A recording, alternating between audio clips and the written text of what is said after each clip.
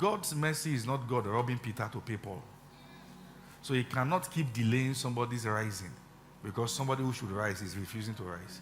If Moses will not show up in the days of the tears of the Israelites, he will raise stones amongst them. Understand this. When God say, I choose you, honor it quickly. Don't say, God, keep chasing after me. You just keep run harder. Let me see that you are serious. Let me tell you this. God is not your boyfriend.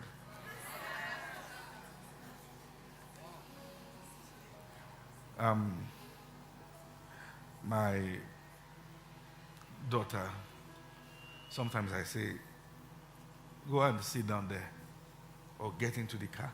Then she feels like giving me a hug at that time. It's okay for this age. As you mature, the word I speak becomes a law. Get into the car is get into the car. You don't say, hey, daddy. No. Get into the car. And if it's a boy, it's worse.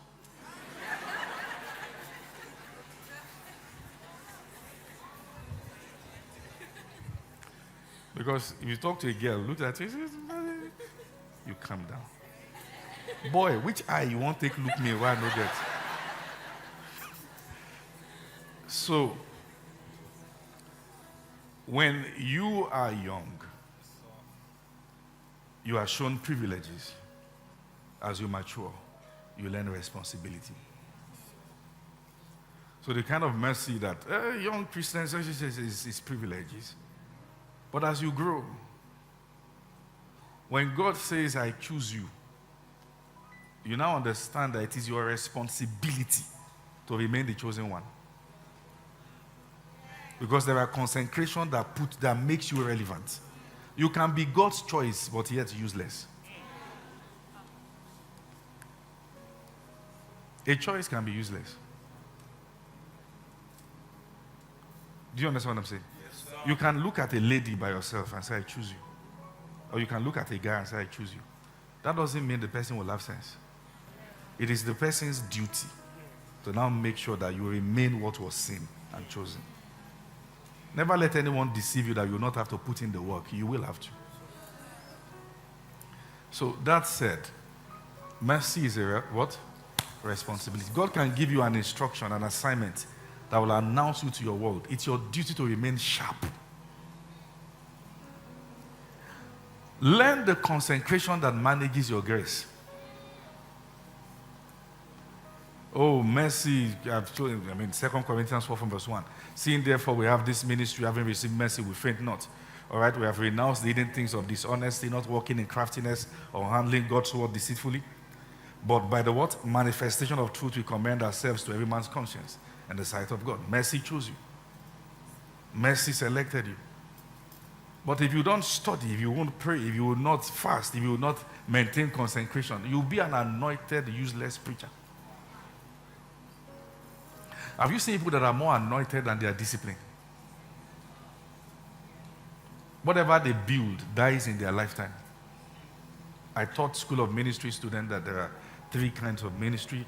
Who can remind me among you quickly? Terminated ministry, terminal ministries, and what? Generational ministries or transgenerational ministries. So you can also copy and paste in organizations. There are 3 kinds of organizations: terminated organizations, terminal organizations, and transgenerational organizations. When people run terminated ministries, it dies while they are still alive. They can't see anything through. They've not learned the demands. And there are also terminal ministries that dies as the visionaire dies. Because it was one man show. But there is also transgenerational. They've learned the discipline, the rudiment. They studied themselves through. The boasting you are making that you are different and you think you will always be in your flower state, it will shock you.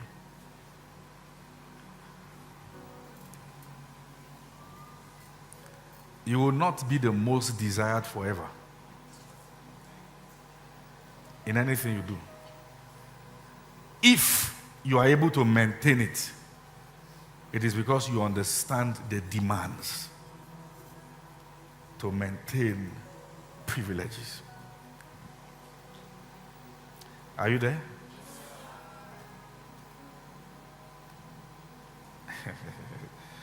I'm going to show you certain things. So I've shown you a few things in the course of this teaching, and one of them is what I've mentioned. And that's the responsibility that comes with lifting. When mercy of God highlights you, separates you, there's a responsibility that comes with it. It's not cheap. Well, you know, we like scriptures that says that God lifts us from the dunghill and set us among princes. None of you like such scriptures. There are about 3 references to that in the Bible. That is the one who lifts our head. He lifts us from the dunghill and set up among princes. But if you don't know the character of princes, you'll be back to the dunghill.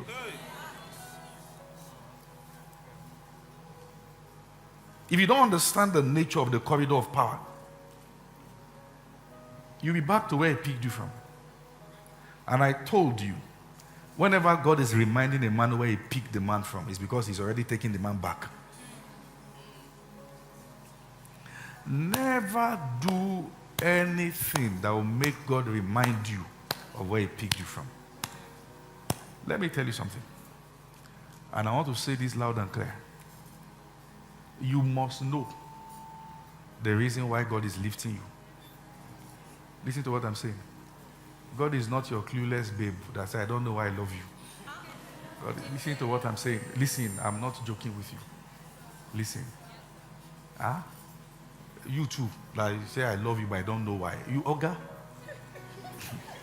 It's a dangerous language to you. Say, because if it is love, if you can explain this is not love. Who told you? You went to a wrong class. He said, if you can explain, Oga, God knows why he's lifting you.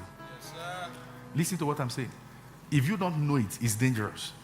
Because you will not know what you will stop, that certain graces will dry up. Listen to, you just notice a season came. God exposed you to wealth for whom? What is your next posture? Listen to the man that you call the rich fool is because he didn't know why God blessed him. He made it about himself. That night his soul was required from him. All right? And that was not a parable, it was a real case. Just to let my soul eat, be satisfied in plenty. God knows why he's lifting you. He knows why. Why did God lift Moses now? He knows why. Huh? Why did he pick Saul?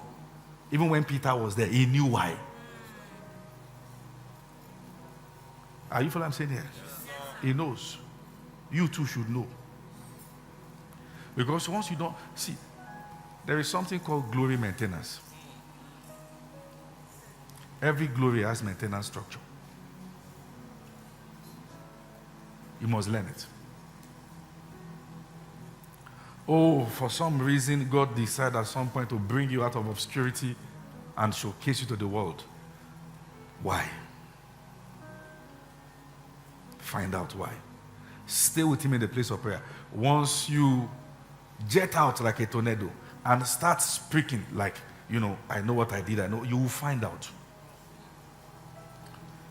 All right? You will find out. Another very important thing I want to show you this morning is that the mercy of God on a man's life is not necessarily forever.